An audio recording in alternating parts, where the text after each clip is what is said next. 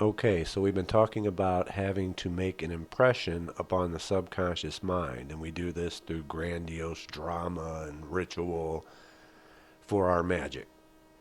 An example of this out in just normal life and not in magic would be a traumatic experience. And you can see the lasting impression that that makes upon the subconscious minds of those who go through that, and they have problems the rest of their lives. It's a lasting impression. Now, we don't want something so negative, but we want to hit with as much impact as we can to make our positive impressions. And we do this by employing force and form simultaneously as we're directing our will that we covered earlier. And what do I mean by that? Well, on the Tree of Life, we want to combine the forces of Had, the Sephiroth number 8, and the Sephiroth number 7, Netzach, and bring those two down to combine with each other in Yesod, Sephiroth number 9, the foundation, which relates to the astral, which then filters down into Malkuth, which is the material plane. And you have to go through Yesod to manifest anything. And you can see where Yesod relates on the human body. That's the sex organs, the genitals. Remember when I said that all magic is sex? So those familiar with the banishing ritual of the hexagram and analysis of the keyword, here's your V, LVX, here's V. Scorpio, Apophis, Destroyer. Well, Scorpio in astrology also relates to the sex organs, the genitals on the human body. And this is the seat of your magical power. It is the foundation of your magical creative abilities. So for those running around looking to get laid all the time, you're just wasting your magical power. It's an energy dump. This is why Napoleon Hill in his book Think and Grow Rich talks about how men usually don't come into any substantial success until after age 40, when they use what he calls sexual transference and puts the energy into other things. And this is why those in the know and media always focus on sex, seek sex. And they, a whole bunch of subliminals and everything. They want you out there wasting your abilities.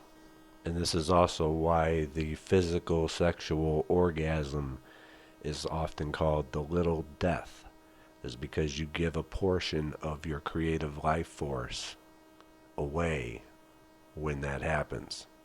You only get so much, and it takes time to replenish. And for those of you who know anything about conjurations and evocations, Goetia, the Lesser Key of Solomon, this is why the operator has to abstain from sex and has to fast and all these other things. But mainly abstinence from sex, so that he doesn't waste his magical power before the operation. So, to get that magical power, we need to combine force and form through the Sephiroths of Netzach and Had into Yesod. Now, Had relates to form. This is where the visualizations come in, and you really got to turn them up. You got to make them as bright and vivid as you can possibly imagine them. And self-hypnosis does help with this. Now, the Sephiroth Netzach relates to force. And this is the emotions. You got to put as much emotion into it as you can, and combine that with the visualizations. Now, you may remember when I talked about how people don't win the lottery not because of the probability, but because they screw up the formula. Well, this is a big part of that formula. So, in order to win the lottery through use of magic, you'd have to put as much emotional force into your magic as you would getting out of winning the lottery. The two clues I gave you, the tarot cards Temperance and the Star. In the Temperance card, we see that the road to the crown leads from the water. Water represents emotions, and we see that the angel is mixing the water. In previous lessons, we saw that the angel represents the collective unconscious. The upright triangle on him is a symbol of fire. That's the will. So it's using the will and emotional force. I probably should have also mentioned that the characters on the Lover's card that we looked at earlier, Adam and Eve, representing the conscious and the subconscious mind, will give you a big clue when you're dealing with the gender of the rest of the characters in the deck. It'll show you which side of the mind you're dealing with. Okay, the star card real quick. You can see, it again, it's water, emotions, emotional force. The big center star in the middle represents you. It represents the valve, so to speak. The smaller white stars on either side of it, you think of that as input and output. So it's showing you the formula that you got to put almost just as much in as you're going to get out. And you're going to see this theme repeated in the occult and magic over and over and over again. What goes in has to come out. You're going to get out as much as you put in. Everything's a circuit. And this is why it's difficult to win the lottery through use of magic.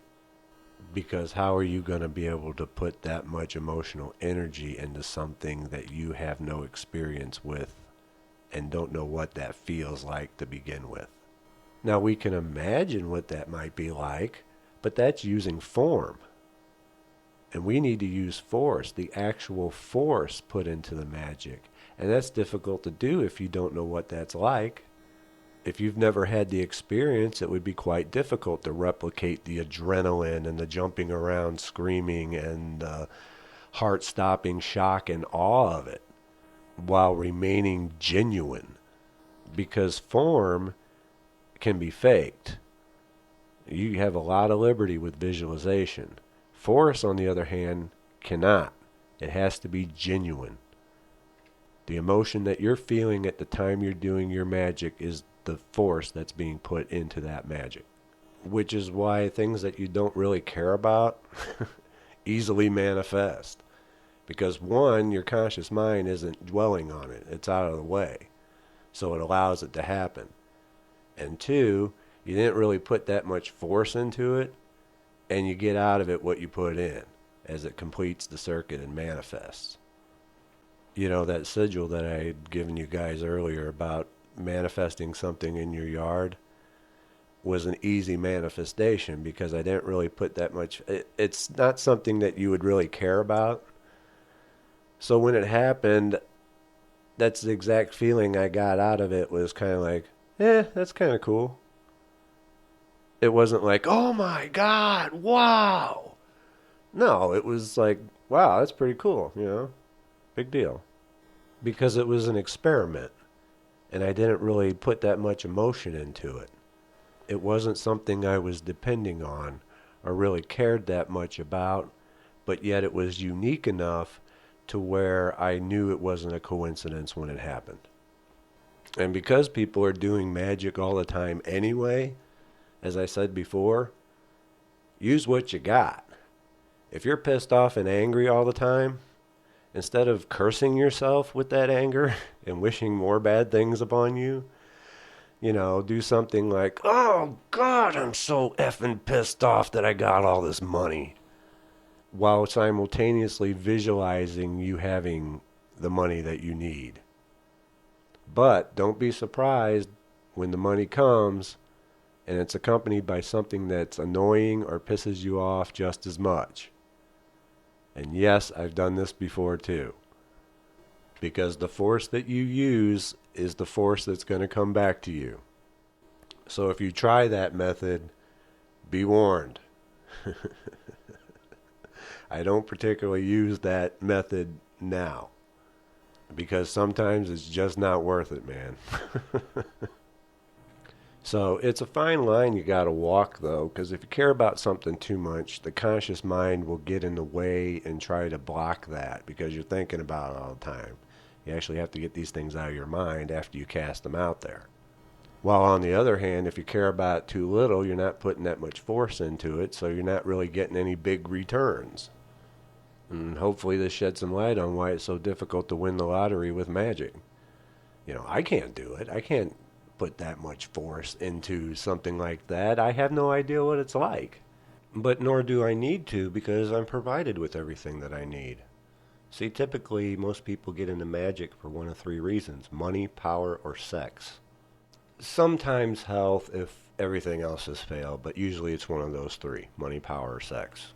And yet by the time they develop enough skill to actually get those things, they've learned not to. Either through a karmic beatdown for their actions, or they've realized that there's something more to all this, and those things really just don't matter all that much. That there's a spiritual component that's greater, far and beyond anything that they got into magic for to begin with.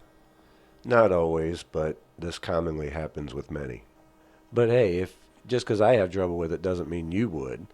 So if you think you can replicate that actual emotional feeling of winning the lottery to put into your magic, go for it. And if you win, just remember who helped you out. Just saying. Real quick story though before I go. Yesterday I was in temple and I was doing the invocation of the archangels during the lesser banishing ritual of the pentagram. And this has happened before, but it's usually pretty rare. It doesn't happen all that often. I was actually really tired when I went in. In fact, I had to kind of make myself go. So I don't know if it was because I was so sleepy and my subconscious was closer to the surface or not. But when I did, the candles went up and got real bright and real big. The flames all went up.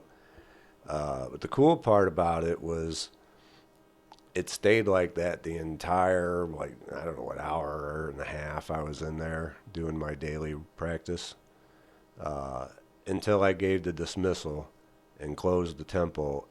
And as soon as I did that, all the candles went whoom, and went back down to normal. Which is really cool. But, and, really humbling too, though. I mean, I was just like, wow, you're just left with that sense of awe and wonderment.